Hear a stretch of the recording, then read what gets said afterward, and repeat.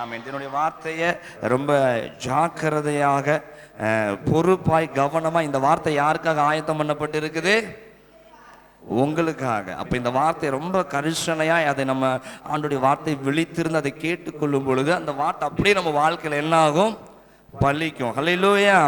ஆமென். கர்த்தர் நல்லவர். ஆண்டவர் இந்த நாளிலும் இந்த மாதத்துல ஆண்டவர் அழகாய் வாக்குத்தத்தம் கொடுத்திருக்கிறார். கடந்த 6 மாதங்கள் ஆண்டவர் ஆசீர்வாதமா நடத்தினார். ஆமென். ஒரு மாசத்துல இப்படியா நான் பிரசங்கம் பண்ணினேன். ஒரு வாரத்துல இது உன் முடிவு. எத்தனை ஞாபகம் இருக்கு? ஹல்லேலூயா. இது உன் முடிவு அல்ல. நீ பாடுகள் வழியா, பிரச்சனைகள் வழியா, உபத்திரவத்தின் வழியா, எத்தனையோ பாதைகள் வழியா நீ கடந்து வந்திருந்தாலும் அந்த பிரச்சனைகளோ, அந்த இழப்புகளோ, அந்த அவமானங்களோ என்ன கிடையாது? முடிவு கிடையாது. ஹல்லேலூயா. அப்ப இந்த 6 மாதத்துல நீ வந்த பாதைகளை, பல ஏற்ற தாழ்வுகள், கண்ணீர்கள், வேதனைகள், பாடுகள் வழியா நீ வந்திருக்கலாம். இதுவும் முடிவு கிடையாது. அப்ப பாஸ்டர், அதுக்கு பதிலாக கர்த்தர் எங்களுக்கு என்ன வச்சிருக்கிறார் என்று நம்ம பார்க்கணும். ஆண்டவர் சமுத்திர சொன்ன ஆண்டவர் சொன்னார், என் பிள்ளைங்க அநேக பாதைகள் வழியா இந்த 6 மாதங்கள் கடந்து வந்திருக்கிறாங்க. குறிப்பா என்னோட ஆண்டவர் சில காரியங்கள் எனக்கு தனிப்பட்ட விதத்துல கர்த்தர் பேச ஆரம்பித்தார். நீ இந்த 6 மாதங்கள் இப்படிப்பட்ட பாதைகள் வழியா நீ கடந்து வந்திருக்கிற. ஆனா இந்த 6 மாதத்தில் நடந்த காரியங்கள் உன் வாழ்க்கைக்கு நிரந்தரம் அல்ல. எல்லாம் சத்தமா சொல்லுங்க. இந்த 6 மாதங்கள்ல என் வாழ்க்கையில் நடந்தது எனக்கு என்ன கிடையாது. அப்ப இந்த 6 மாதத்தின் வழியா நீ ஆண்டுடைய சமூகத்தில் எந்தெந்த பாதைகளில் நடந்து வந்தியோ, ஒருவேளை நீ கண்ணீர்ல கடந்து வந்திருக்கலாம், வேதனையில கடந்து வந்திருக்கலாம், சொல்ல முடியாத அவமானத்தின் வழியை நீ கடந்து வந்திருக்கலாம். இந்த அவமானமும் கண்ணீரும் பிரச்சனைகளும் அழுகையும் பற்கடிப்பும் உனக்கு நிரந்தரம் அல்ல. விசுவாசிக்கிற பிள்ளைங்க தைரியமா கையை தட்டி ஆண்டவரை மகிமைப்படுத்துங்க. ஹல்லேலூயா. சத்தமா சொல்லுங்க. ஹல்லேலூயா. வேதத்துல யோபு என்கிற புத்தகத்தில் சொல்லப்பட்டிருக்கிறது, உன்னுடைய துவக்கம் அற்பமா இருந்தாலும் முடிவு எப்படி இருக்கும்? அப்போ உன் பாடுகள், வேதனைகள் எத்தனை வழியாய் கடந்து வந்தாலும் ஆண்டவர் சொல்கிறார், இது உன் வாழ்க்கையில முடிவல்லடா, இது உன் வாழ்க்கையில நிரந்தரம் கிடையாது. உன்னுடைய வாழ்க்கைக்கு ஆசீர்வாதத்தின் அந்த பாடுகள் தான் ஆரம்பம் என்று கர்த்தர் சொல்ல ஆரம்பித்தார். எத்தனை பேருக்கு விளங்குது? ஹல்லேலூயா. சத்தமா சொல்லுங்க. ஹல்லேலூயா. ஆண்டவர் சொல்ல இந்த 7வது மாதம், இந்த அந்த வருஷத்தின் 2வது பகுதி ஒரு ஆசீர்வாதத்தின் ஆரம்ப பகுதியாகவே இருக்கும் என்று கர்த்தர் தெளிவா என்னோட பேச ஆரம்பித்தார். ஹல்லேலூயா. எஸ், கர்த்தர் நல்லவர். எல்லாரும் நினைப்போம், எப்போ ஆசீர்வாதத்தின் ஆரம்பம், ஆசீர்வாதத்தின் துவக்கம் இருக்குன்னா நிறைய சம்பளம், நிறைய ஆசீர்வாதங்கள் நமக்கு தேவையெல்லாம் வந்த பிறகு, தேவையெல்லாம் நமக்கு சந்திக்கப்பட்ட பிறகுதான் ஓ ஆசீர்வாதத்தின் துவக்கம் வந்துருச்சோன்னு நினைப்போம். ஆண்டவர் என்னோட சொன்னார், எல்லாம் வந்தது பிறகு வரக்கூடியது அல்லடா ஆசீர்வாதத்தின் துவக்கம். அப்ப எப்படி ஆண்டவரை நான் கேட்க ஆரம்பித்தேன். அப்போ ஆண்டவர் என்னோட சில காரியத்தின் மூலமாக ஆண்டவர் பேச ஆரம்பித்தார். ஹல்லேலூயா. வேதத்தில் சிலருடைய வாழ்க்கையை பார்க்கலாம். யோசேப்பு குழியில போட ஆரம்பிக்கப்பட்டார்கள். ஆமென். யோசேப்பு கடைசியில பார்க்க முடிகிறது. யோசேப்பு ஆண்டவர் ராஜ மோதிரத்தை கையில கொடுக்கிறாரு, நல்ல ராஜ வஸ்திரத்தை கர்த்தர் கொடுக்கிறாரு. எகிப்துக்கு யார் அரசனாய் மாற்றுகிறார்? யோசேப்பை கர்த்தர் மாற்ற விரும்புகிறார். அப்ப இதெல்லாம் கிடைச்ச பிறகு, அல்லது நீ சிறைச்சாலையிலிருந்து வான்னு சொல்லி ராஜா அழைத்த பிறகு ஆசீர்வாதத்தின் துவக்கம் அல்ல. ஹல்லேலூயா. பார்வோனுடைய சொப்பனத்தை சொன்ன மாத்திரத்திலேயே யோசேப்புடைய வாழ்க்கைக்கு துவக்கம் கடந்து வரல, ஆசீர்வாதத்தினுடைய ஆரம்பம் கடந்து வரல. எப்போ அவருடைய சகோதரர்கள் குழிக்குள்ள போட்டார்களோ, எப்போ யோசேப்பை அவன் கண்ணீர் வரவழைத்து, உனக்கு நீ என்ன அண்ணனா நினைச்சிருக்கலாம், ஆனா நாங்க ஒரு நாள் உன்னை தம்பியா நினைச்சதில்லைன்னு சொல்லி அவனை குழிக்குள்ள போட்டார்களோ, அப்பொழுதே ஆண்டவர் நினைச்சிட்டாரு, உன்னுடைய சிங்காசனத்தினுடைய உயர்வு நீ பார்வோனுக்கு முன்பதாக சொப்பனத்துக்கு சொல்லும் பொழுது அல்ல, உன் சகோதரர்கள் உன்னை குழியில போடுவதற்கு முன்பதாகவே உனக்கு ஆசீர்வாதம் ஆரம்பம் என்று சொல்லிவிட்டார். எத்தனை புரியுது? ஹல்லேலூயா. யோசேப்பு குழியில போடும்போது கர்த்தர் சொல்றாரு, உன் ஆசீர்வாதத்தினுடைய ஆரம்பமே எங்க இருந்து ஆரம்பிக்குது? குழியில இருந்துதான். ஹல்லேலூயா. சத்தமா சொல்லுங்க. ஹல்லேலூயா. எஸ், கர்த்தர் பெரியவர். அதனால்தான் யோபு சொல்லுகிறார், அவர் சோதிச்சப்ப நான் எப்படி வழங்குவேன்? ஒரு தங்கத்தை பார்க்குறீங்க, கையில் இருக்கிற மோதிரம் என்னென்னமோ பார்க்குறீங்க. இது வெட்டி எடுக்கும் பொழுதே, அது உருவாகக்கூடிய இடத்துல இருந்து வெட்டி எடுக்கும் பொழுது நல்லா பலப்பலன் வந்துருதா? ஒருவேளை கருகருன்னு இருக்கலாம், தூசி பிடிச்சிருக்கலாம், எப்படியோ அது அவலட்சணமா இருக்கலாம். ஆனா அதனுடைய தங்கத்தின் ஜொலிப்பதற்கு ஆரம்பம் எங்கிருந்து உருவாகுது? எங்கிருந்து உருவாகுது? நல்ல பல நாக்கின பிறகுதான் ஆரம்பம் கிடையாது. அது வெட்டி எடுக்கப்பட்டு அதை புடமிட ஆரம்பிக்கும் போது ஆரம்பம் எங்க இருக்குது? அதை புடமிடுகிறதுல தான் எங்க வருது ஆரம்பமே. ஹல்லேலூயா. அப்போ ஆண்டவர் சொல்லுகிறார், இந்த வருஷத்தின் 2வது பகுதி உன் ஆசீர்வாதத்திற்கு ஆரம்பம். இந்த வருஷத்தின் துவக்கத்திலேயே நீ கண்ணீர் வடிக்கும் பொழுது அந்த வருஷத்தின் ஆரம்பம் ஆகிவிட்டது. ஹல்லேலூயா. நீ நினைக்கிற இந்த 2வது பகுதியில் எனக்கு இந்த வாக்குத்தத்தத்துக்கு அப்புறம் தாண்டா என் ஆசீர்வாதத்தின் துவக்கம் ஆரம்பம் நினைக்கிற. இதுவல்ல உன் ஆரம்பம். என்னைக்கோ அது ஆரம்பம் ஆயிருச்சு.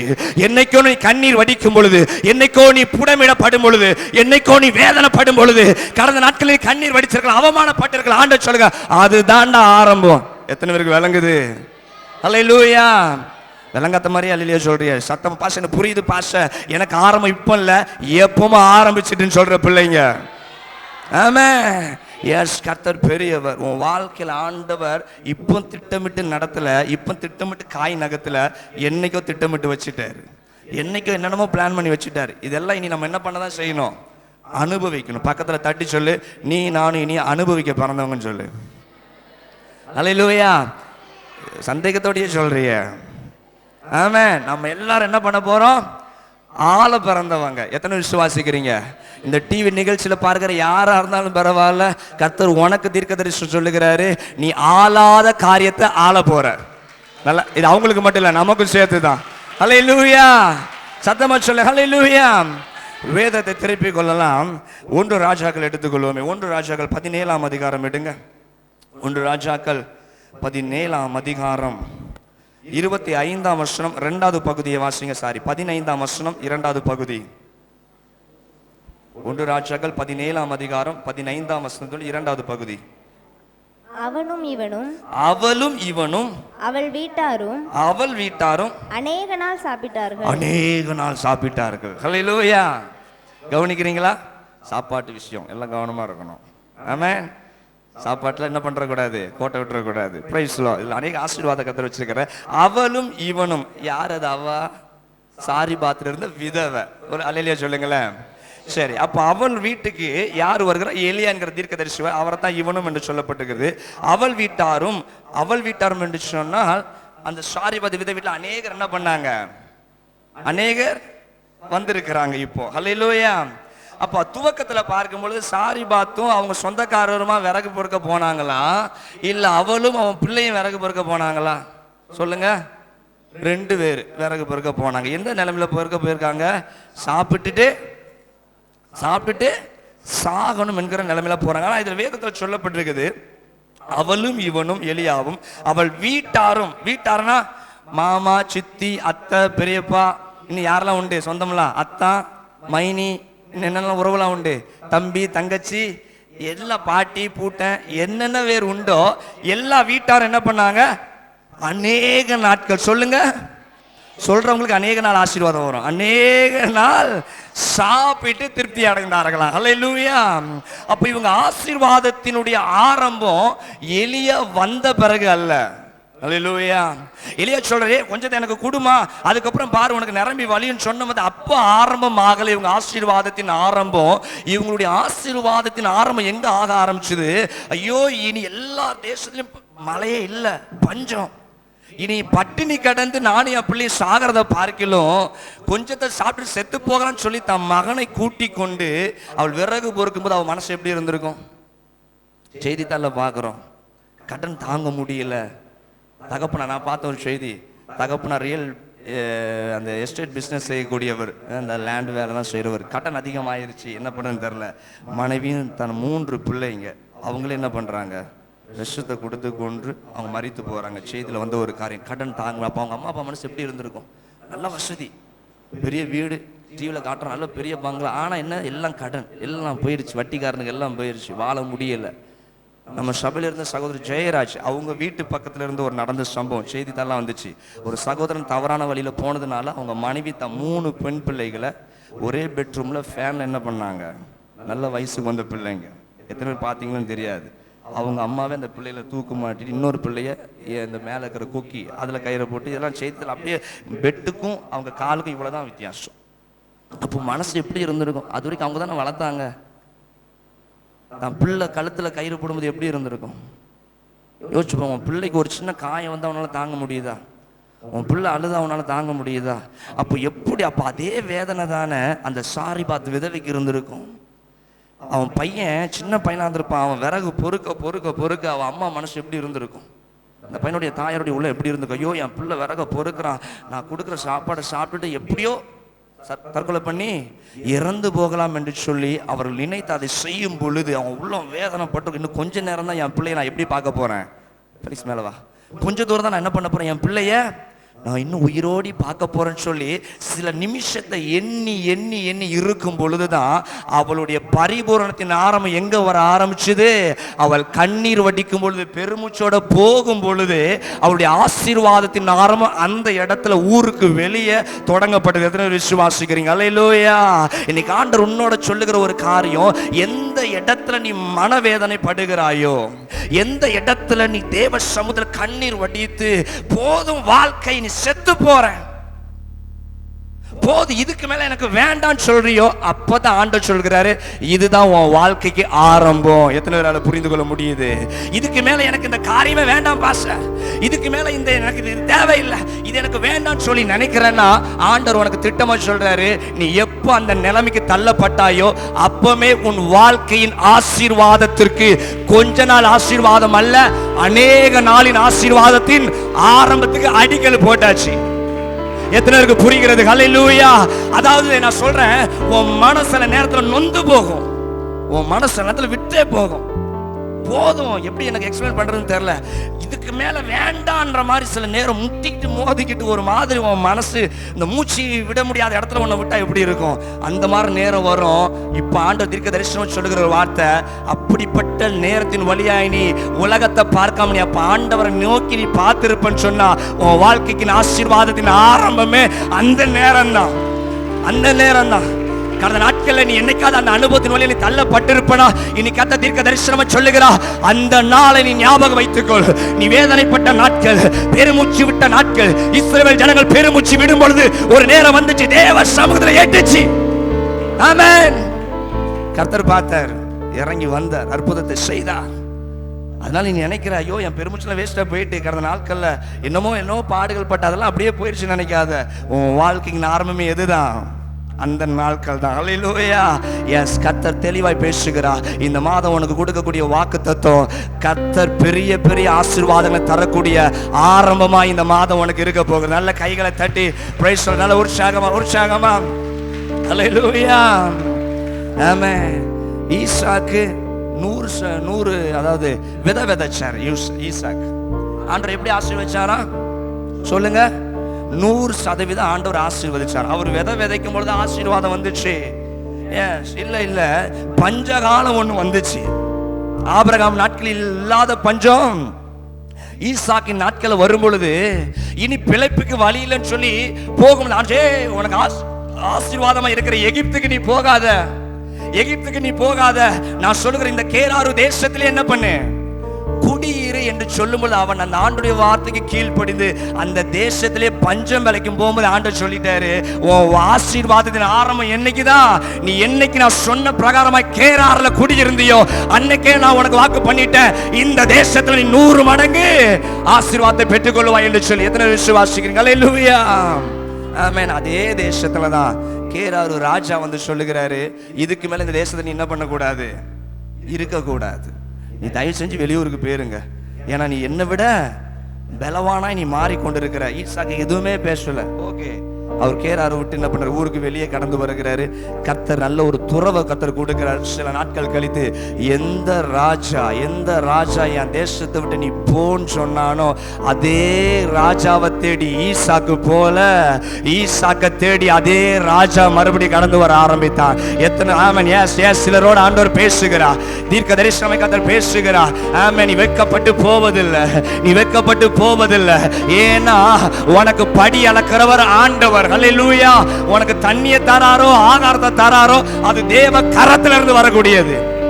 அவர் கொடுத்து தான் நம்ம வாழ்ந்து கொண்டு இருக்கிறோம். எத்தனை பேருக்கு அந்த எண்ணம் இருக்கு? அவர் தந்துதான் நான் வாழ்ந்து கொண்டு இருக்கிறேன், அவர் தந்துதான் இதெல்லாம் செஞ்சு கொண்டு இருக்கு. இது என்னால எதுவுமே உண்டானதல்ல, என்னால எதுவுமே எல்லாம் அவர் தந்துதான் நான் என்ன பண்ணிருக்கிறேன். அந்த எண்ணம் எப்பவும் நமக்கு இருக்கணும். அந்த எண்ணம் இருக்கிற பிள்ளைங்க என்னைக்கு வெக்கப்பட்டே போக மாட்டீங்க. அல்லேலூயா. இப்ப கேராரு சொல்லுகிறாரு, இந்த தேசம் வந்து கர்த்தர் உங்களோட இருக்கிறார் என்பதை நான் கண்டு கொண்டு நல்ல கைகளை தட்டி ஏன் ஆண்டவர் சொல்லுகிறா, அவர் உன் கூட இருக்கிறத அநேகருடைய கண்கள் காண போகிறது. எத்தனை விசுவாசிக்கிறீங்க? ஆமென், ஆமென். நீ இந்த இடத்த விட்டு போயான்னு சொல்லும்போது ஈசாக்கு வரிஞ்சு கட்டிட்டு போய் சண்டெல்லாம் போட போல. ஈசாக்கு என்ன பண்ணல? 100% ஆசீர்வாதத்தை கொடுத்தாரு. ஆனா எதையுமே கேட்க போல. அமைதியா என்ன பண்ணாரு?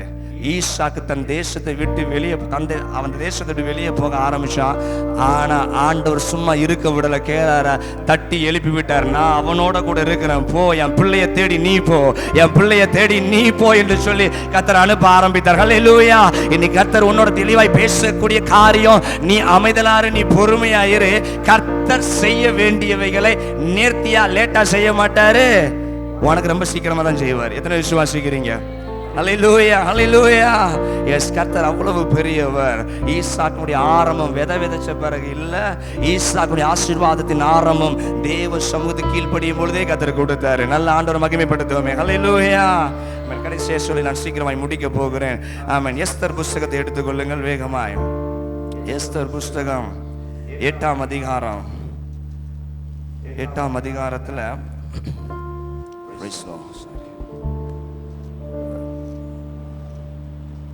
2வது வசனத்தை வாசிங்க. ராஜா ஆமானின் கையிலிருந்து வாங்கி போட்ட தம்முடைய மோதிரத்தை எடுத்து அதை மொர்தெகாய்க்கு கொடுத்தான். எஸ்தர் மொர்தெகாயை ஆமானின் அரண்மனைக்கு அதிகாரியாக வைத்தார். எஸ், ஹல்லேலூயா. எஸ்தர் மொர்தெகாயை ஆமானின் அரண்மனைக்கு அதிகாரியாக வைத்தார். நல்ல கரங்களை உயர்த்துங்க, கர்த்தர் பார்க்கிறார். எஸ், எஸ், ஹல்லேலூயா. ஒவ்வொரு பிள்ளைகள் மீது மொர்தெகாயின் மீது இறங்கின அபிஷேகம், ஆசீர்வாதம் இறங்கி கொண்டிருக்கிறது. ஹல்லேலூயா. மொர்தெகாய் யார்? சாதாரண, உங்களுக்கு எல்லாருக்கும் தெரியும், சாதாரண வாசல் காவல்காரன். அதாவது வரக்கூடிய வண்டிகளுக்கு கேட்டை திறந்து விடுற வேலை தான் யாருக்கு இருந்துச்சு? மொர்தெகாய்க்கு இருந்துச்சு. அப்ப அவனுக்கு விரோதமாய் சில பிரச்சனைகள் எழும்பினது. வாசல் காவல்காரர்கள் சொல்றாங்க, ஏய் ஆமானுக்கு நீ சலிட் அடிக்கணும். காவல்காரன் சொல்றான். உடனே இவன் சொல்றேன், நான் எவனுக்கும் நல்லா பண்ண மாட்டேன், தேவனுக்கு உண்மையுள்ள பிள்ளைகளுக்கு நான் தலை வணங்குவேன், வேற யாருக்கும் நான் தலை வணங்க மாட்டேன் சொன்ன உடனே யார் சும்மா இருக்குல்ல? கவனிங்க, யார் சும்மா இருக்குல்ல? இந்த வாசல் காவல் காக்கிற கூட இருக்கிறானுங்க பாருங்க, 2-3 பேரு. அவனுங்க சும்மா இல்லாம மொர்தெகாய் இவ்வளவு தூரம் ரொம்ப தைரியமா பேசுறானே, இவன் வார்த்தை நிலைச்சு நிக்குமா இல்லையான்னு பாப்புன்னு சொல்லி நேரம் யார்கிட்ட போய் சொல்றாங்க? நேரம் ஆமான் காதிலே போய் ஊதிட்டு வந்துட்டான். நேரம் ஆமான் காதிலே போய் ஊதிட்டு வந்தா உடனே ஆமான் அடுத்த முறை ரதத்துல வர்றாரு, பாக்குறாரு இவங்க சொன்னதெல்லாம் உண்மையா இல்லையான்னு பாப்புன்னு சொல்லி பார்த்தா மொர்தெகாய் என்ன பண்ணவே இல்லை, எழுந்திருக்கவும் இல்லை, தலை வணங்கவும் இல்லை. ஹல்லேலூயா. ஆமானுக்கு ரொம்ப கோபம். அவன் ஒய்ஃபு கிட்ட சொல்றான். ஒய்ஃபு ஆமானுக்காக மொர்தெகாய்க்காக என்ன செய்யறா? பெரிய தூக்கு மரம். எத்தனை முழம் தெரியும் உங்களுக்கு? எத்தனை முழம்? 50 முழத்துக்கு சூப்பரா நல்ல மரத்துல பெரிய தூக்கு மரத்தை செஞ்சு ரெடியா வச்சிருக்கிறாங்க. இதெல்லாம் நமக்கு தெரியும். ஆனா நடந்த சம்பவத்தை பாருங்க. கர்த்தர் மொர்தெகாயோட இருக்கிறார் என்பதை கர்த்தர் அதே தேசத்துல வெளிப்படுத்த ஆரம்பித்தார். ஹல்லேலூயா. அப்ப வேதத்துல வாசிக்கிறோம், ஆமானின் அரண்மனைக்கு யார் சொந்தக்காரரா மாறினாங்க? மொர்தெகாய். ஆமான் கையில் இருக்கிற முத்திரை மோதிரம் இப்ப யார் கையில வந்துச்சு? மொர்தெகாயினுடைய கையில். அப்ப அதற்கு காரணம் மொர்தெகாயினுடைய ஆசீர்வாதம் ஆரம்பம் இப்போ வரல. என்னைக்கு வாசல் நிலை அண்டையில நான் எவனுக்கு முன்னாடி தலை வணங்க மாட்டேன், அவருக்கு மட்டும்தான் சொல்லி வைராக்கியம் பாராட்டினானோ அப்பமே ஆண்டவர் போட்டுட்டாரு, உன் ஆசீர்வாதத்தின் ஆரம்பம் எந்த இடத்துல வைராக்கியமா இருந்தியோ அதே இடத்துல தான் உன் ஆரம்பம். ஹல்லேலூயா, ஹல்லேலூயா. கர்த்தர் உயர்த்தினார். இதெல்லாம் நம்ம அநேக முறை தியானிச்சு இருக்கிறோம். இப்போ மொர்தெகாயை ரொம்ப அளவில்லாம கர்த்தர் ஆசீர்வதிச்சார். ஆமான் பார்த்து பார்த்து கட்டின வீட்டுக்கு இப்ப யாரு சொந்தக்காரரு? சத்தமா சொல்லுங்க, யாரு சொந்தக்காரரு? ஆமான் வீட்டை கட்டல, அரண்மனையை கட்டினான். ஆமென். வேதம் சொல்லுகிறது, ஆமானின் அரண்மனைக்கு உன்னை ஆண்டவர் கொஞ்சத்துக்கல்ல அரண்மனைக்கு சொந்தக்காரரா வச்சிருக்கிறார். விசுவாசிக்கிற பிள்ளைங்க தைரியமா ஆண்டவர் மகிமைப்படுது. ஹல்லேலூயா. கர்த்தர் கொடுக்கிற ஆசீர்வாதம் உனக்கு அவ்வளவு மகிமையா இருக்கும். நேற்று ஆராதனை நான் கூட சொன்னேன், ஒருத்தவன் வீட்டை பார்த்தா அண்ணாந்து பார்க்கிற அளவுக்கு உன் வீட்டை ஆண்டவர் உயர்த்த போறாரு. விசுவாசிக்கிற பிள்ளைங்க ஒரு சிலர் இருப்பீங்க நான் நினைக்கிறேன். ஹல்லேலூயா, ஹல்லேலூயா. ஒரு மனுஷன், ஒரு வெளியில இருக்கிற மனுஷன் உன் எல்லைக்குள்ள வந்து பார்த்தானா இப்படி பார்க்க மாட்டான், இப்படிதான் பார்ப்பான். எத்தனை பேருக்கு புரியுது? ஐயோ, புரியாத மாதிரி இருக்கிறியே.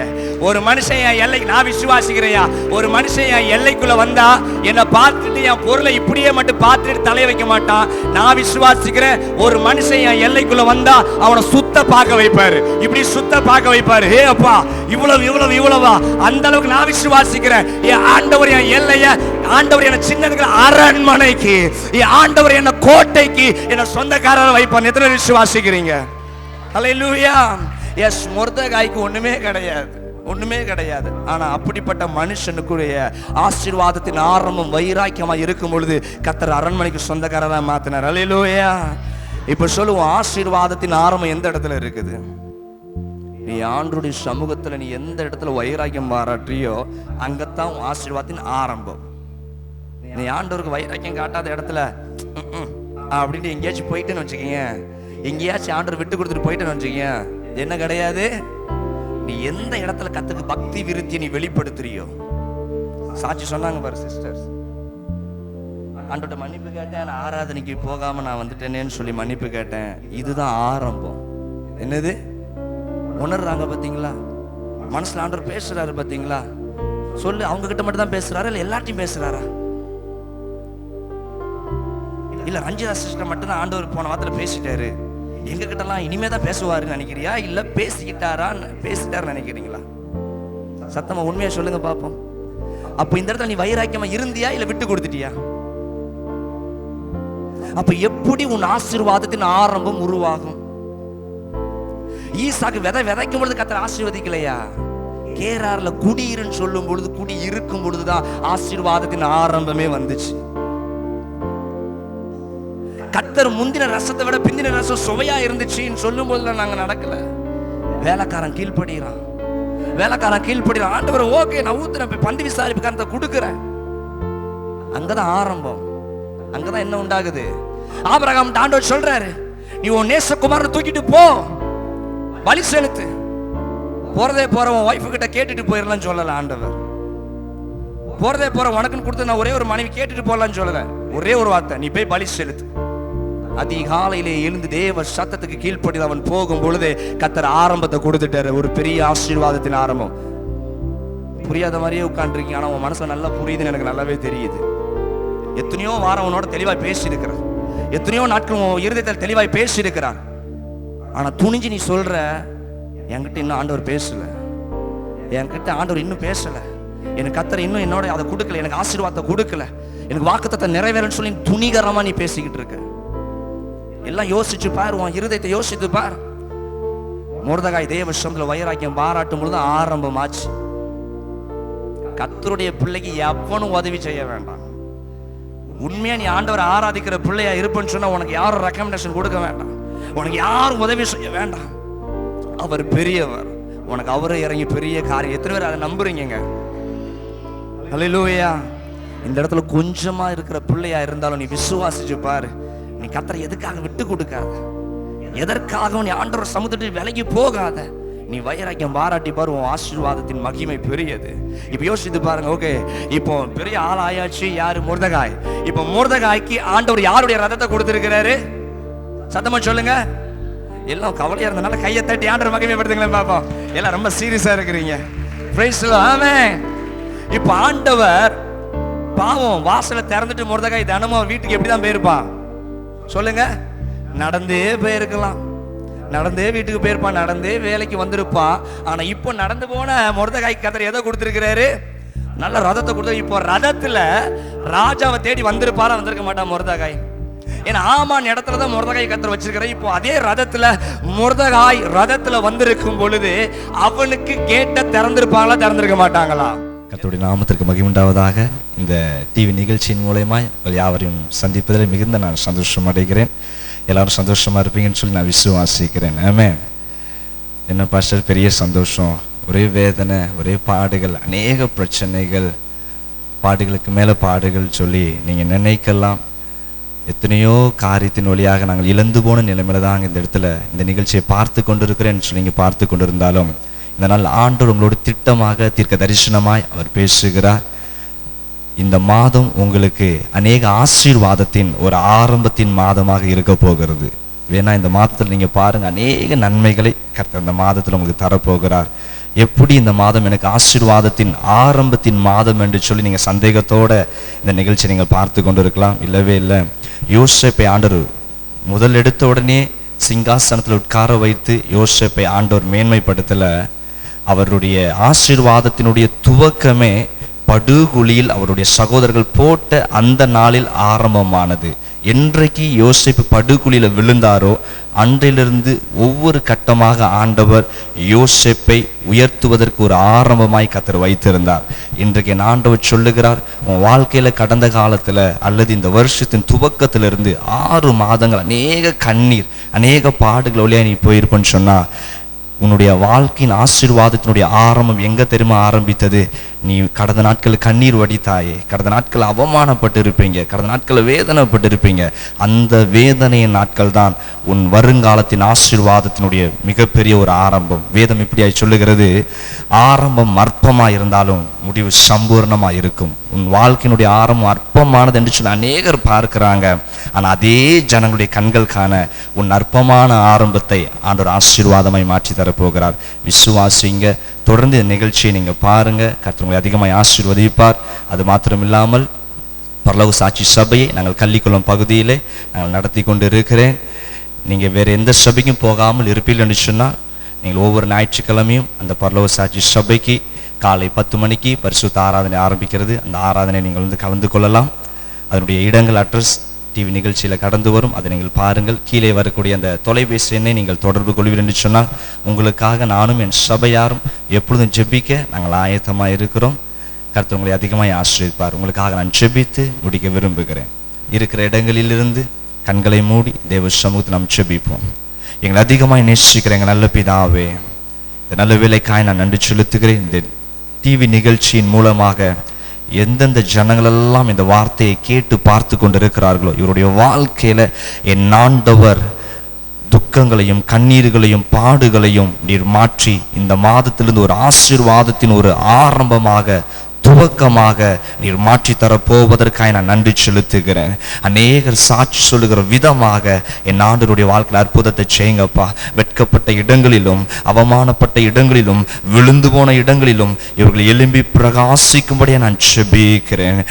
எத்தனையோ கண்ணீர்கள், எத்தனையோ பெருமூச்சுகள் உங்க சமூகத்திற்கு ஒரு ஆசீர்வாதத்தின் ஆரம்பமாய் உடைய பிள்ளைகளுடைய வாழ்க்கையில மாறட்டும்.